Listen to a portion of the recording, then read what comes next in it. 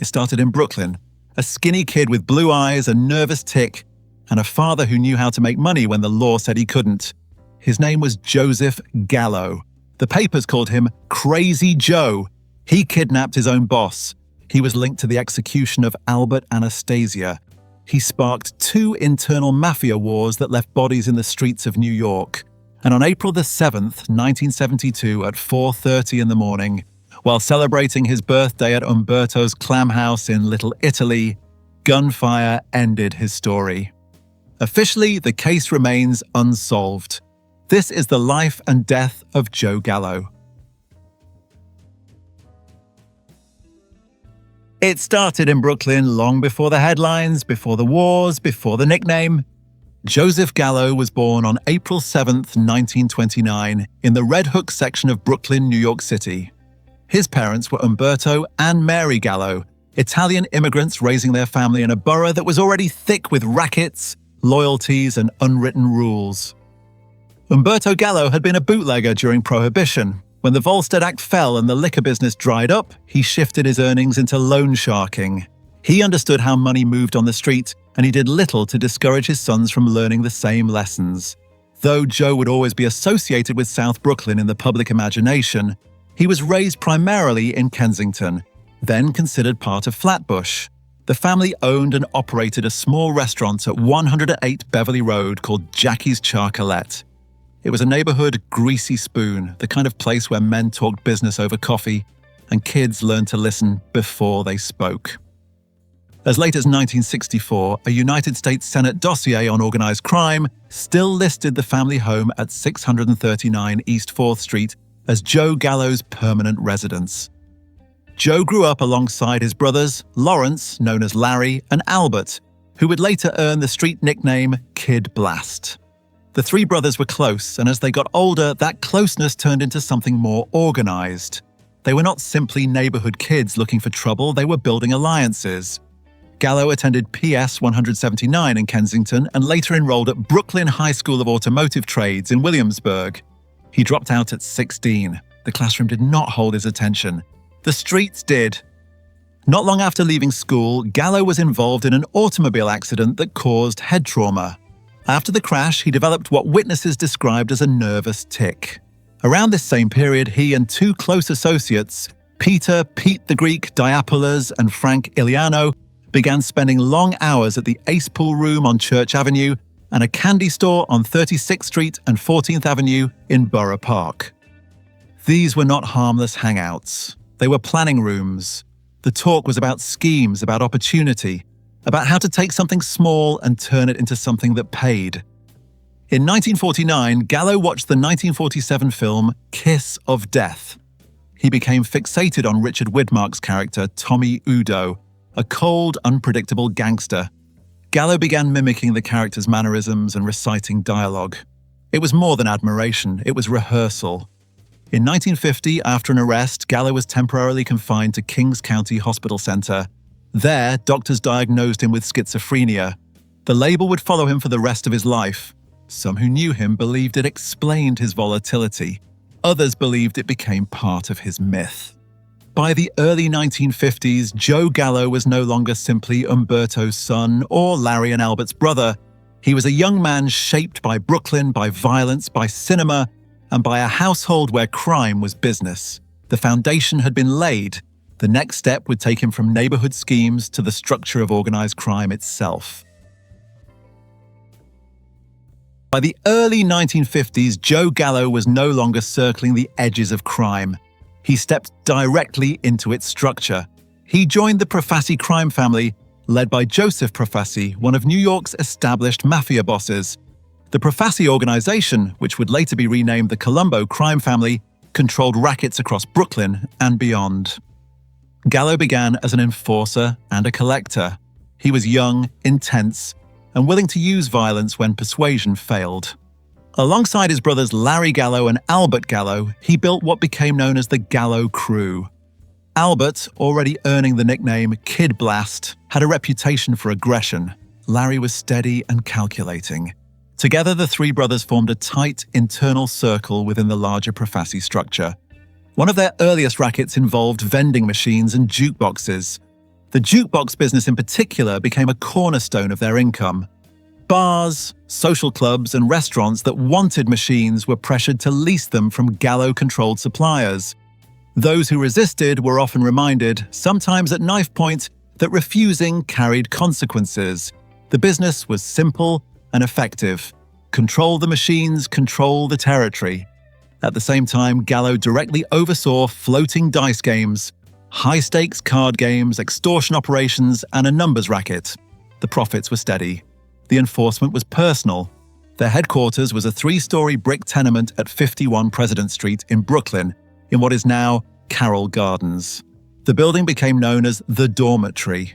It had previously housed the family's vending machine interests. From there, the crew planned operations and held court. According to reports from the time, Gallo allegedly kept a pet lion named Cleo in the basement. Whether spectacle or intimidation tactic, it added to his growing legend. Within a few years, Gallo quietly expanded beyond Brooklyn. He secretly owned several Manhattan nightclubs and controlled 2 sweatshops in the garment district. The move into Manhattan signaled ambition. He was not content with being a neighborhood operator. He wanted reach. By the mid-1950s, Joe Gallo had carved out a position inside the Profaci family that was both useful and unpredictable. He was earning, he was feared, and he was beginning to believe he deserved more than the cut he was receiving. In organized crime, ambition rarely goes unnoticed. It also rarely goes unpunished. By 1957, the balance of power inside New York's mafia was shifting. Albert Anastasia, the head of what would become the Gambino crime family, was one of the most feared men in American organized crime. Known as the Lord High Executioner, Anastasia had once led Murder Inc., the enforcement arm responsible for carrying out assassinations across the country. His authority was built on violence and he ruled through it. But power in the mafia is never permanent. Behind the scenes, Anastasia's underboss, Carlo Gambino, was maneuvering for position. Gambino sought support from other bosses, including Joseph Profaci. According to multiple accounts, Profaci agreed to assist in removing Anastasia. Within that arrangement, the Gallo crew entered the picture. On the morning of October 25, 1957, Albert Anastasia walked into the barbershop at the Park Sheraton Hotel in Midtown Manhattan, located at 877th Avenue. He sat down in the barber's chair. At approximately 10:15 a.m., 2 gunmen entered the shop, their faces partially covered with scarves. They shoved the barber aside and opened fire. Anastasia was struck multiple times and killed in front of the mirror, his reflection capturing the final seconds of his life. The killers were never officially identified. No one was charged. The case remains unsolved. Years later, Carmine Persico, who would eventually become boss of the Colombo crime family, claimed that he and Joe Gallo were among the shooters. Persico reportedly joked that they were part of Gallo's barbershop quintet. The claim has never been conclusively proven, but it's circulated widely within law enforcement and organized crime circles. Whether Gallo was physically present in that barbershop or not, his name became attached to one of the most significant assassinations in mafia history. The removal of Anastasia cleared the way for Carlo Gambino to rise to power, solidifying a new order among New York's 5 families. For Joe Gallo, the impact was immediate. His reputation changed. He was no longer simply a Brooklyn enforcer running jukeboxes and dice games. He was now associated with the execution of a national mafia figure. In that world, reputation is currency. Fear travels faster than proof. The killing of Albert Anastasia marked a turning point. It strengthened Gallo's standing inside the Profaci family. It also fed his belief that he was capable of shaping events at the highest level of organized crime. Ambition had already been part of his character. After October 25th, 1957, it grew sharper. By 1958, Joe Gallo had moved beyond street corners and backroom rackets. His name was now echoing inside the United States Capitol. The United States Senate's McClellan Committee, formerly known as the Senate Select Committee on Improper Activities in Labor and Management, was investigating organized crime's influence across the country. At the center of the hearings was Chief Counsel Robert F. Kennedy, who was determined to expose the structure of the American Mafia. Joe Gallo and his brothers, Larry and Albert, were summoned to Washington, D.C. to testify. When Gallo entered Kennedy's office prior to taking the stand, he did not behave like a man facing federal scrutiny. According to accounts from the time, he flirted openly with Kennedy's secretary. Looking around the office, he commented on the carpet, telling Kennedy it would be excellent for a dice game. It was a calculated display. He wanted to project indifference, even amusement. On the witness stand, the performance continued. Wearing dark sunglasses, Gallo pleaded the Fifth Amendment to nearly every question. So did his brothers. The refusal to answer was expected, but the attitude drew attention. There was no apology in his demeanor, no attempt to soften his image. Newspapers carried his photograph across the country. A blonde, blue-eyed mobster, only 5 feet 6 inches tall, sitting before the Senate and refusing to cooperate. For some, he looked defiant. For others, reckless. Within law enforcement circles, he was viewed as volatile. Albert Seidman, then head of the New York City Police Department's Detective Bureau, later described him as that little guy with steel balls. It was not praise, it was recognition of nerve.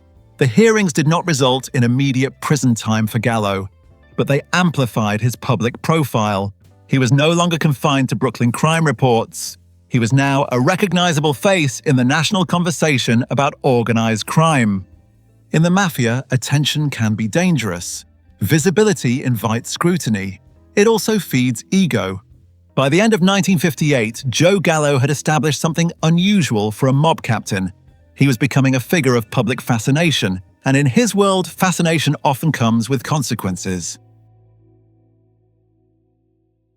By early 1961, the tension inside the Profaci crime family had reached a breaking point. Joe Gallo and his brothers believed they were not being paid their fair share. They had earned money, enforced discipline, and carried out orders, including high-level violence. In their view, Joseph Profaci was keeping too much for himself. Profaci was known for demanding heavy tribute from his captains. The Gallos decided to challenge him directly. On February 27, 1961, the Gallo brothers made their move. They kidnapped 4 of Profaci's most senior men. Among them were underboss Joseph Magliocco, Frank Profaci, who was the boss's brother, Capo Regime Salvatore Musacchia, and soldier John Simone. It was an extraordinary act. Kidnapping leadership inside one's own family was not a protest. It was a declaration of war. Joseph Profaci himself avoided capture. He fled to Florida, seeking sanctuary while the situation unfolded in New York. The Gallos demanded financial concessions in exchange for the hostages' release. Joe Gallo reportedly wanted to kill one of the captives and demand $100,000 as leverage. His brother Larry overruled him. Cooler heads prevailed, at least temporarily. Negotiations stretched over several weeks. Profaci's consigliere, Charles the Sige Lo Cicero, stepped in to broker a settlement. Eventually a deal was reached. The hostages were released peacefully. But the agreement was fragile from the start. Profaci had no intention of honoring it. On August 20th, 1961, he ordered retaliation. A hit was placed on Larry Gallo and on Joseph Joe Jelly Gioielli, a member of the Gallo crew. Gioielli was lured on what he believed was a fishing trip and was murdered. His body was never recovered. Larry Gallo was nearly killed at the Sahara Club in East Flatbush. Carmine Persico and Salvatore Sally D'Ambrosio allegedly attempted to strangle him. A police officer happened to intervene, saving Larry's life. The Gallos had previously aligned with Persico against Profaci. After the betrayal, they began referring to him as the Snake. Open warfare followed. The conflict that erupted became known as the First Colombo War, though at the time the family still carried Profaci's name. 9 murders and 3 disappearances were attributed to the struggle. The Gallo crew retreated to their headquarters at 51 President Street, the dormitory, fortifying their position as the violence spread. Later that year, Carmine Persico was indicted for the attempted murder of Larry Gallo. The charges were dropped when Larry refused to testify. The war changed the internal structure of the family. It also marked Joe Gallo as something different from other captains. He had challenged a sitting boss. He had kidnapped an underboss. He had forced negotiations through force. In the Mafia, that kind of defiance reshapes reputations, and it ensures that retaliation is never far behind. By the end of 1961, the war inside the Profaci family was still burning. But Joe Gallo would not be there to see where it led. In November 1961, he was convicted of conspiracy and extortion for attempting to shake down a businessman.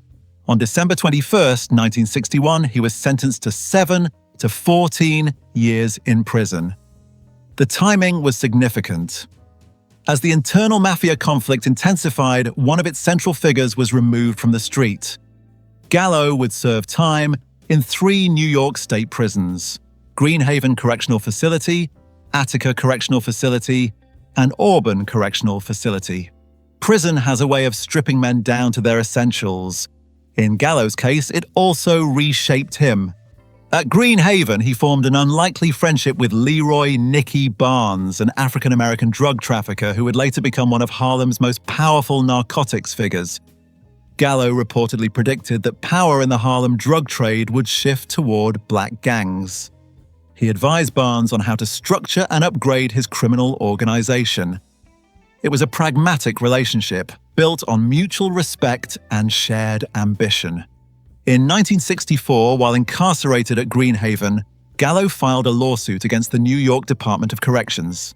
He alleged that corrections officers had subjected him to cruel and unusual punishment because he allowed a black barber to cut his hair.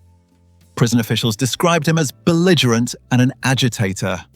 Gallo framed it as a civil rights issue. The case reinforced his image as unpredictable, someone willing to challenge authority even from inside a cell.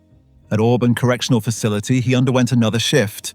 He began painting watercolors. He read voraciously, reportedly consuming literature and philosophy with intensity. Fellow inmate Donald Francos later described him as articulate, capable of discussing classical literature with the same fluency he used when describing violence. Gallo worked as an elevator operator in the prison woodworking shop, a quiet assignment that contrasted sharply with his earlier life. During a prison riot at Auburn, Gallo pulled a severely wounded corrections officer away from attacking inmates, saving his life. That officer later testified on Gallo's behalf at a parole hearing. It was one of several moments that complicated his public image. He was capable of brutality. He was also capable of restraint. Outside the walls, events continued to unfold. On June 7, 1962, Joseph Profaci died of cancer. Leadership in the family shifted to Joseph Magliocco. The Profaci family would eventually be renamed the Colombo crime family under Joseph Colombo. Gallo remained incarcerated while the structure he had fought against transformed without him. In May 1968, tragedy struck the Gallo family. His brother Larry died of cancer. Larry had survived assassination attempts and internal war. He did not survive illness. For Joe, the loss was personal and strategic. Larry had often been the stabilizing force among the brothers. By the time the 1960s were closing, Joe Gallo had spent nearly a decade behind bars. He had entered prison as a volatile Brooklyn captain at war with his own boss. He would leave in 1971 as something more complicated, a convicted racketeer, a self-styled intellectual, a man who had studied both literature and power. And outside, the war he started was waiting for him. While Joe Gallo was serving his sentence in New York state prisons, the organization he had fought against was undergoing its own transformation. On June 7, 1962, Joseph Profaci died of cancer after a long illness. His death closed one chapter in the family's history and opened another. Control of the organization passed to his underboss, Joseph Magliocco. Magliocco inherited not only the title of boss, but also the lingering hostility between the leadership and the Gallo faction. The war did not end with Profaci's death. On May 19, 1963, Carmine Persico, once aligned with the Gallos before turning against them, survived an assassination attempt. A Gallo hit team ambushed him and Persico was shot multiple times, but lived. The message was clear. Even with Joe Gallo behind bars, the conflict remained active. Later in 1963, an effort was made to bring stability. Raymond L. S. Patriarca, the powerful boss of the Patriarca crime family in New England, stepped in as mediator. Through his negotiations, a peace agreement was brokered between the warring factions inside the former Profaci family. The intent was to stop the bloodshed and re-establish order. Joe Gallo, however, rejected the agreement. From prison, he maintained that any deals struck in his absence did not bind him. He argued that since he had not been present at the negotiations, he was not obligated to honor the terms. His position made reconciliation fragile from the start.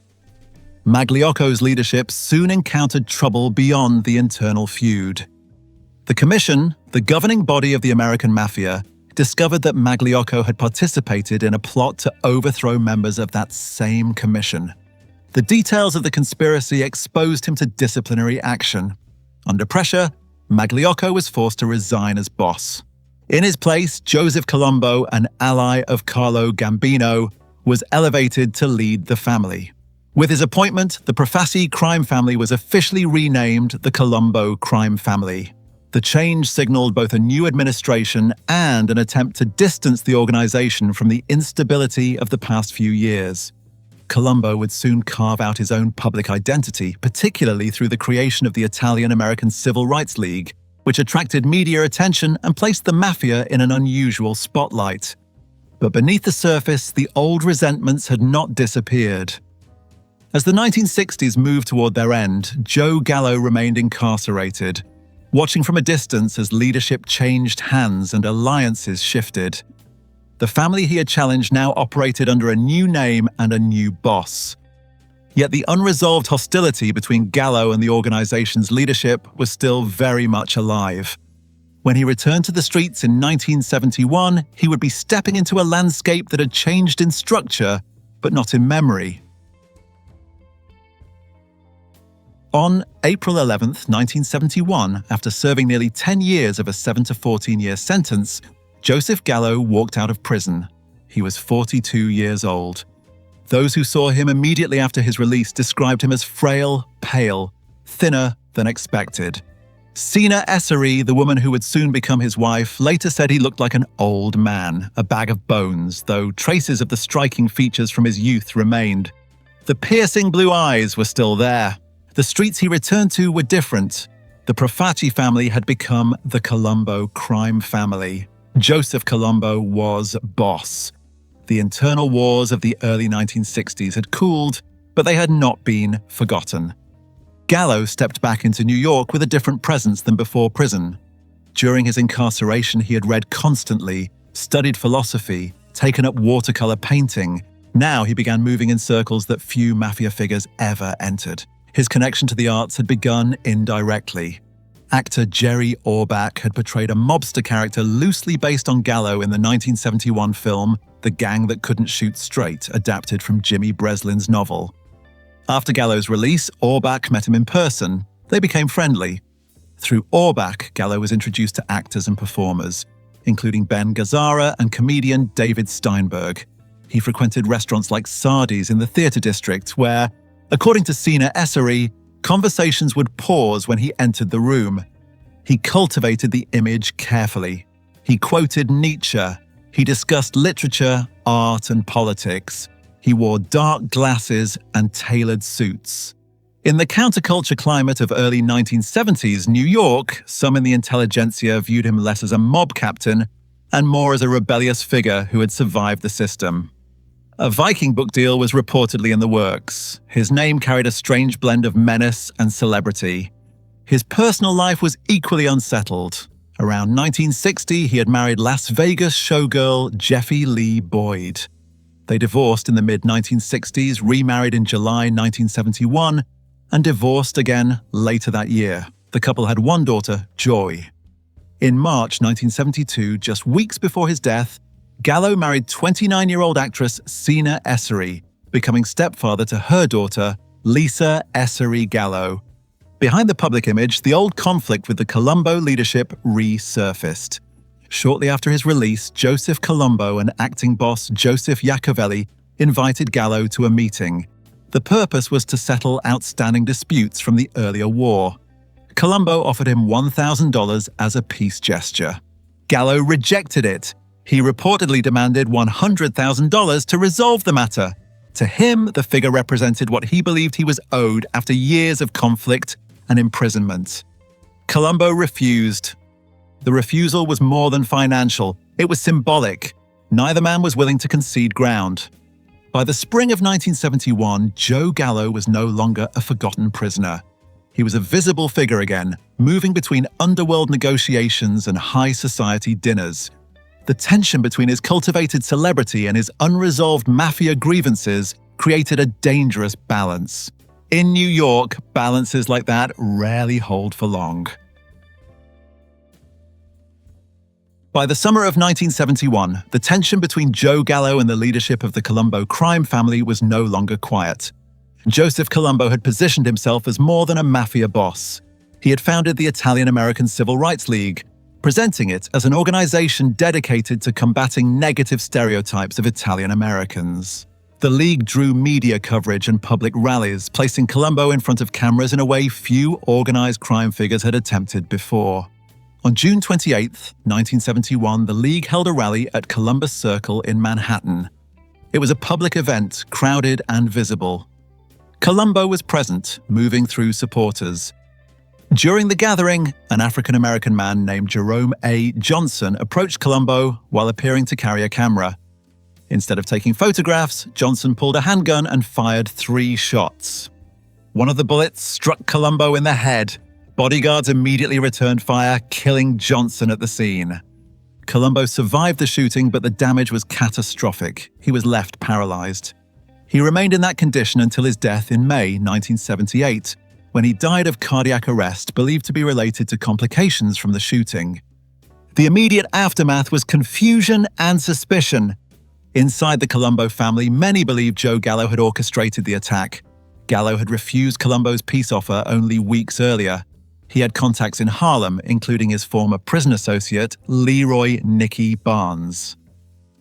The gunman was black. For Colombo's loyalists, the connection seemed obvious. Law enforcement took a different position. After questioning Gallo and reviewing the evidence, police concluded that Jerome A. Johnson had acted alone. No conclusive proof linked Gallo to the shooting. Officially, the case did not establish a conspiracy, but in organized crime, perception often carries more weight than official findings. Within the Colombo organization, suspicion hardened into belief.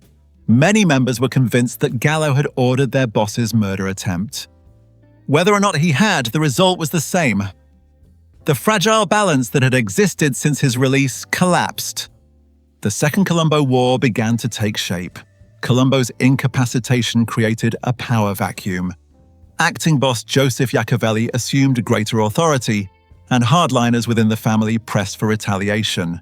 Gallo, now highly visible in Manhattan nightlife and intellectual circles, became a marked man.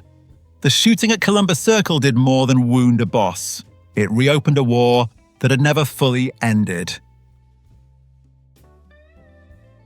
April 7th, 1972 began as a celebration. Joe Gallo had turned 43 years old that day. In the early hours of the morning, he moved through Manhattan the way he often did in his final year, highly visible, surrounded by a mix of family, friends, and underworld figures. Earlier that night, he and his party attended a performance by comedian Don Rickles at the Copacabana nightclub on East 61st Street. Actor Jerry Orbach and his wife Marta were there as well. Singer Peter Lemongello was performing. It was the kind of night that reflected the strange space Gallo occupied.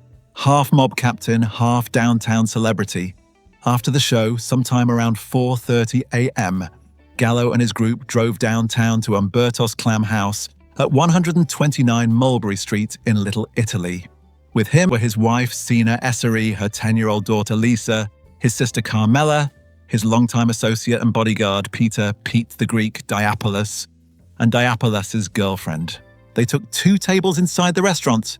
Gallo and Diapolis sat facing the wall. Rickles and Lemongello had declined an invitation to join them.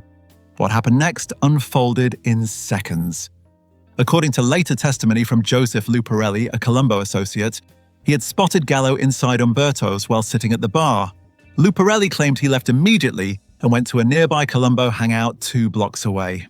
After contacting acting boss Joseph Iacovelli, he said he recruited Philip Gambino, Genovese family soldier Carmine Sonny Pinto di Biase, and 2 other men reputedly tied to the Patriarca family.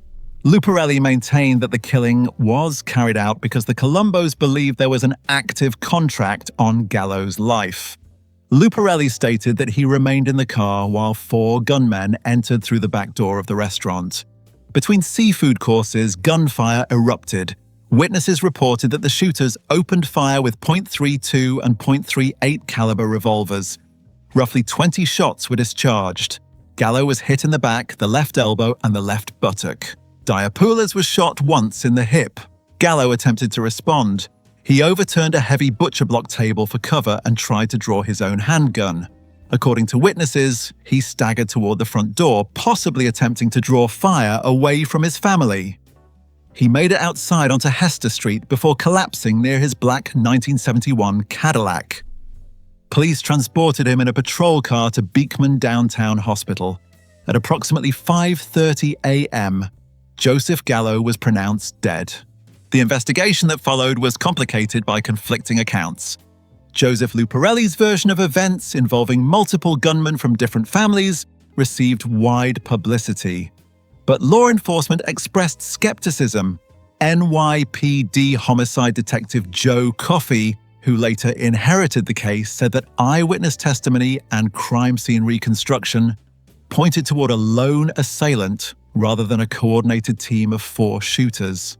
Coffey also revealed that police had intentionally circulated a story about 3 gunmen to test the credibility of informants. Anyone insisting on 3 shooters was considered unreliable. Years later, another name entered the story. Frank Sheeran, a labor union official and alleged hitman with ties to mobster Russell Bufalino, claimed shortly before his death in 2003 that he alone had shot Gallo. Sheeran said the order came because Gallo's high-profile lifestyle was attracting too much attention to organized crime. His claim was detailed in the 2004 book, I Heard You Paint Houses, by Charles Brandt. Sheeran's confession remains disputed. Detective Coffey and some investigators believed Sheeran could have been the shooter. Journalist Jerry Capisi wrote that if forced to choose, Sheeran seemed plausible. Others, including former Colombo captain Michael Franzese, rejected the claim outright. Gallo's widow later stated that she remembered multiple short, Italian-appearing men during the attack, not a 6'4" man of Irish-Swedish descent like Sheeran. No one was ever charged in the murder. The killing of Joe Gallo closed a chapter that had begun in Brooklyn 4 decades earlier. It also reignited a war that would spill more blood in the years that followed. On Mulberry Street, in the early light of that April morning, the underworld settled a score. Officially, the case remains unsolved. 3 days after the shooting on Mulberry Street, Joe Gallo was laid out in a coffin under heavy police surveillance. Friends, family, reporters, and law enforcement crowded around the funeral. The atmosphere was tense. Everyone understood that his death had not closed a conflict. It had sharpened it. As mourners filed past the casket, his sister Carmela leaned over her brother's body and made a declaration that was carried in the press. "The streets are going to run red with blood, Joey." It was not a figure of speech, it was a promise. Albert Gallo, now the surviving brother at the center of the faction, moved quickly. Revenge was expected. In organized crime, failing to respond invites further aggression. Soon after the funeral, Albert arranged for a gunman to come in from Las Vegas. The target was the Neapolitan Noodle restaurant in Manhattan. Inside were key Colombo figures, including acting boss Joseph Iacovelli, Carmine Persico, and Gennaro Langella. The plan was direct retaliation for Joe's murder, but the gunman did not recognize the intended targets. Instead of hitting Colombo leadership, he opened fire on a table of civilians. 4 innocent diners were shot. 2 of them died. The intended targets walked away unharmed. The mistake deepened the chaos. Violence had now spilled beyond the internal mafia dispute and onto ordinary citizens. Law enforcement pressure intensified. Joseph Iacovelli, facing both the war and increased scrutiny, fled New York. His departure created a shift in leadership inside the Colombo family. Carmine Persico, who had survived assassination attempts in earlier years and carried the loyalty of hardliners, began consolidating power. Even from prison later on, Persico would exert control over the family for decades. The internal Colombo War did not end with Gallo's death. It stretched on through 1972 and into 1973. Shootings, disappearances, and shifting alliances marked the period. It became one of the bloodiest internal conflicts among New York's 5 families in years. Meanwhile, Joseph Luparelli, the Colombo associate who had publicly described the Gallo murder as a coordinated hit involving multiple gunmen, began to unravel. Increasingly paranoid, he fled to California. Eventually, he contacted the Federal Bureau of Investigation and agreed to become a government witness. Luparelli implicated the 4 alleged shooters in Gallo's murder, but his testimony lacked corroboration. Investigators could not match his claims to physical evidence or reliable witnesses. He was viewed as unstable and unreliable. No indictments followed. By 1974, exhaustion and practicality pushed the warring factions toward resolution. An agreement was reached that allowed Albert Gallo and his remaining crew to leave the Colombo family and join the Genovese crime family. The move effectively ended the immediate phase of the internal war. Joe Gallo's death had not dismantled his faction, it had forced it to relocate. The violence that followed his murder reshaped leadership inside the Colombo family and reaffirmed an old truth of organized crime. Removing one man rarely ends a conflict. It often rearranges it. By the mid-1970s, the bloodshed had slowed, but the damage, both within the Mafia and on the streets of New York, remained visible. Joe Gallo was buried, but his name did not fade. In October 1975, 3 years after his murder, construction crews from the New York City Department of Water Resources began replacing the sewer system along President Street in Brooklyn, the same block where Gallo's headquarters at 51 President Street, the dormitory, had once stood. The work was meant to connect the area to a new sewage treatment plant in Red Hook. What followed became part of local law. On December 3, 1975, a house at 21 President Street collapsed during the project, killing 1 man. Construction stopped for more than 18 months. An open trench remained in the middle of the street, braced with steel and filled with stagnant water after a pump failure. The foundations of surrounding buildings were compromised. The structural damage, compounded by earlier effects from construction of the Brooklyn Battery Tunnel and the Brooklyn-Queens Expressway along nearby Hicks Street, left much of the block unstable. As many as 33 buildings were eventually condemned and demolished. New housing replaced them. None of the original Gallo-era structures survived. Former Gallo associate Frank DiMatteo later speculated that legal and political pressure may have played a role in the block's fate, suggesting that officials were eager to clear out the remaining Gallo influence as Carroll Gardens and Cobble Hill began to gentrify. Whether coincidence or consequence, the physical landscape of the Gallo stronghold disappeared. While the block was being erased, Joe Gallo's image was moving in the opposite direction. At the time of his death in 1972, a book deal with Viking Press had reportedly been in development. His life had already attracted magazine profiles and national media attention. In 1963, Life magazine had featured the Gallo crew in a cover story. After his release from prison in 1971, he had become a fixture in Manhattan's cultural scene, walking into restaurants like Sardi's to hushed rooms, quoting philosophy, talking art and politics. In 1976, Bob Dylan released an 11-minute ballad titled Joey, portraying Gallo as a kind of underdog figure. The song drew criticism for romanticizing a violent mobster. Rock critic Lester Bangs condemned it as amoral. Dylan defended his portrayal, saying he saw Gallo as someone fighting against forces larger than himself. Writers such as Gay Talese remarked that Gallo had nearly become one of the beautiful people of early 1970s New York. Actor Jerry Orbach's role in The Gang That Couldn't Shoot Straight had further blurred the line between parody and reality. Gallo, a convicted racketeer involved in internecine mafia war, had become a character in popular culture. The contradictions remained unresolved. To law enforcement, he was a captain who had kidnapped his own underboss, sparked 2 internal mafia wars, and left behind a trail of bloodshed. To parts of the downtown art world, he was charismatic, intelligent, unpredictable. His murder at Umberto's Clam house officially remains unsolved. His life remains tied to a violent period in New York history, when internal factional warfare among the 5 families reshaped power structures during the 1960s and early 1970s. The First and Second Colombo Wars were not abstract conflicts. They involved kidnappings, attempted strangulations, public shootings, civilian casualties, and leadership upheaval. In the end, Joe Gallo became both a cautionary figure and a cultural symbol. The streets where he once operated have changed. The buildings are gone. The organizations he fought within continue in altered forms. But the record remains. Born April 7th, 1929. Killed April 7th, 1972. 43 years marked by ambition, defiance, and a war that never truly ended.